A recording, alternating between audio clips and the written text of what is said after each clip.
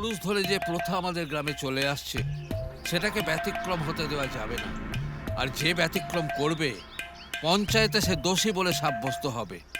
তোমরা যেটাকে ঠিক বলে ভাবছো, 5 জনের চোখে ওটা ভুলও হতে পারে, তাতে তোমার দণ্ড পর্যন্ত হতে পারে। আর সেই হিসাবে পঞ্চায়েতের সিদ্ধান্ত তোমাকে মেনে নিতেই হবে। ঠিক আছে বাবু।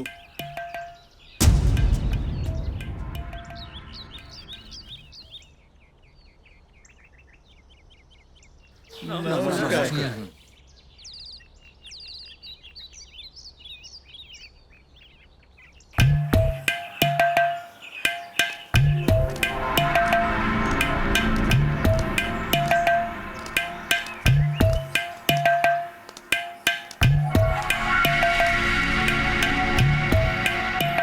তুমি আবার কেন এসেছো? স্যার, সবার জন্য আপনি ন্যায় করে থাকেন, আমার জন্য ন্যায় কি করলেন?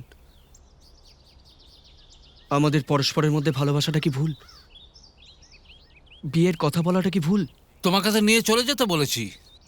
আপনার মেয়ে আপনার অনিচ্ছায় আমার সাথে আসতে রাজি নয়। আপনি ভালোভাবেই জানেন যে ও এই সিদ্ধান্তে খুশি নয়। আপনি একথাও ভালোভাবে জানেন যে আমার সাথে থাকলে ও বেশি খুশি হবে।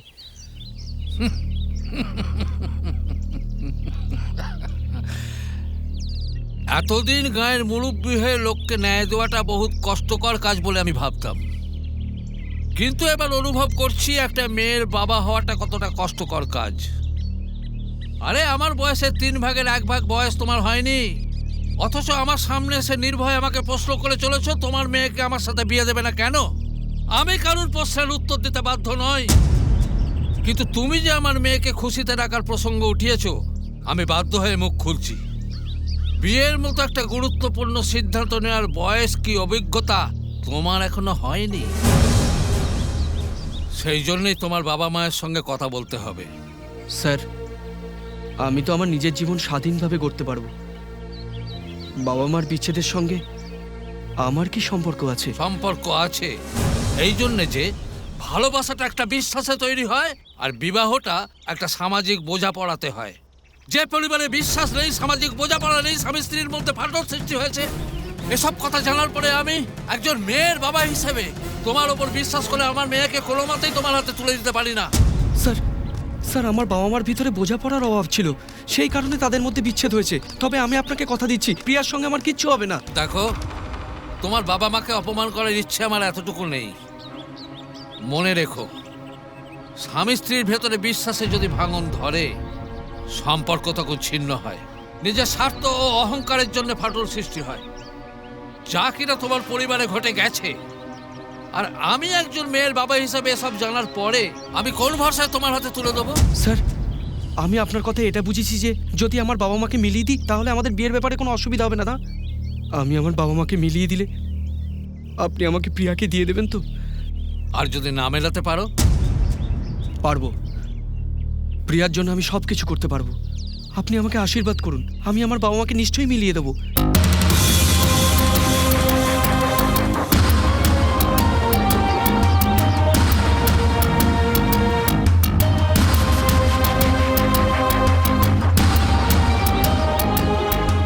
No no no, I object.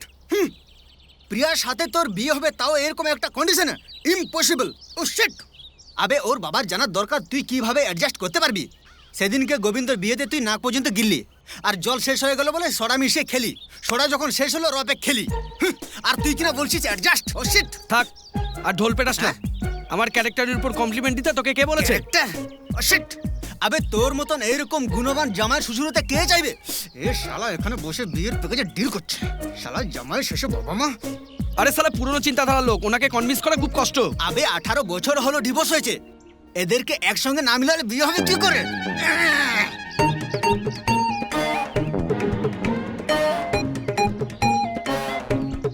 O sheet, super idea. প্রিয়া, প্রিয়া, আরে শোনো, আমার কথাটা একটু বোঝার চেষ্টা করো। প্রিয়া, আমাদের বিয়েটা কিভাবে ভালোভাবে হতে পারে সেই চিন্তা করছিলাম, কিন্তু সেই শালা কার্টুন সিচুয়েশনটাকে পুরো গড়বড় করে দিল। ইডিয়েট কোথাকার।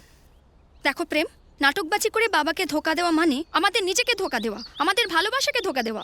বাবা আমাকে খুব ভালোবাসেন প্রেম, তোমার প্রতি ওনার মনে সেই রকম ভালোবাসা সৃষ্টি করতে হবে। আরে বাপরে, আমার প্রতি তোমার বাবার মনে? কেন? বাবা তো আমাদের দুজনের প্রেমকে অস্বীকার করেননি। স্বীকারও তো করেনি, বরং এমন একটা কন্ডিশনে এনে ফেলে দিলেন। সব বাবা মায়ের মতনই উনিও নিজের মেয়ের মঙ্গল চাইছেন, এতে তার ভুল কোথায়? তাছাড়া ওনার কন্ডিশনটা অসম্ভব বলে ভাবছো কেন? তুমি কি চাইলে তোমার ড্যাডি মামিকে এক করে দিতে পারো না? কি করে? প্রথমে ওনাদের মনোমালিন্যের কারণটা জানতে হবে। ঠিক আছে, তাহলে ড্যাডের কথা আমার উপর ছেড়ে দাও। ম্যামের কথা আমার উপর ছেড়ে দাও, ওকে? জীবনে অনেক কিছু ঘটনা ঘটে থাকে, যেটাকে ভগবানের ইচ্ছে বলে ধরে নিতে মানুষ বাধ্য। আর যা সব ঘটে যায় তাকে স্বপ্ন বলে ধরে নিয়ে মানুষ খুশিতে থাকে। কলেজের মধ্যে কেবল আমি কেন, সব মেয়েরাই আপনাকে ভালোবাসে। আপনাকে আমরা আদর্শ বলে ধরে নিয়েছি, কিন্তু আপনার জীবনে এইরকম একটা পেইনফুল পাস্ট আছে বলে আমার বিশ্বাস হয় না। জিজ্ঞাসা করলাম বলে কিছু মনে করলেন না তো ম্যাম? আরে না না, চাপা এই বুকের ভেতরের দুঃখটাকে প্রকাশ করে দিলে মনটা হালকা হয়ে যায়। তুই বেশ বড় হয়ে গেছিস না? তোর কাছে কোনো কথা লুকোনো